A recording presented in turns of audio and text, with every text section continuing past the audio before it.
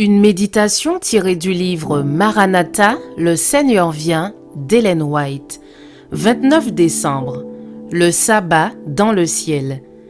Car comme les nouveaux cieux et la nouvelle terre que je vais créer subsisteront devant moi, dit l'Éternel, ainsi subsisteront votre postérité et votre nom. À chaque nouvelle lune et à chaque sabbat, toute chair viendra se prosterner devant moi, dit l'Éternel. Ésaïe 66, versets 22 et 23. Au commencement, après avoir achevé leur œuvre de création, le Père et le Fils s'étaient reposés le jour du sabbat. Quand eurent été achevés les cieux et la terre avec toute leur armée, le Créateur se réjouit avec tous les êtres célestes dans la contemplation de ce glorieux spectacle, pendant que les étoiles du matin entonnaient des chants d'allégresse et que les fils de Dieu poussaient des acclamations. Job 38, verset 7.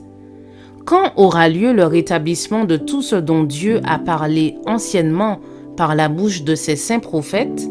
Le sabbat de la création, le jour où Jésus s'est reposé dans le tombeau de Joseph, sera encore un jour de repos et de réjouissance. Le ciel et la terre uniront leurs louanges, quand de sabbat en sabbat, les nations rachetées se prosterneront dans une adoration joyeuse devant Dieu et devant l'agneau. Les nations des sauvés ne connaîtront d'autre loi que celle du ciel. Ils formeront une famille heureuse et unie. Ils seront revêtus de vêtements de louange et d'actions de grâce. Alors, retentiront les saintes mélodies des étoiles du matin. Tous les fils de Dieu feront éclater leur accent joyeux. À chaque nouvelle lune et à chaque sabbat, toute chair viendra se prosterner devant moi, dit l'Éternel. Alors, la gloire de l'Éternel sera révélée, et au même instant, toute chair la verra. Le Seigneur, l'Éternel, fera germer le salut et la louange en présence de toutes les nations.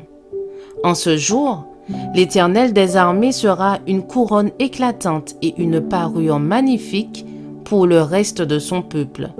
Ésaïe 66, verset 23, Ésaïe 40, verset 5, Ésaïe 61, verset 11, Ésaïe 28, verset 5.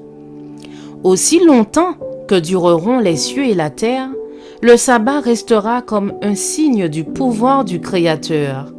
Et quand l'Éden refleurira sur la terre, le saint jour de repos de Dieu sera honoré par tous sous le soleil.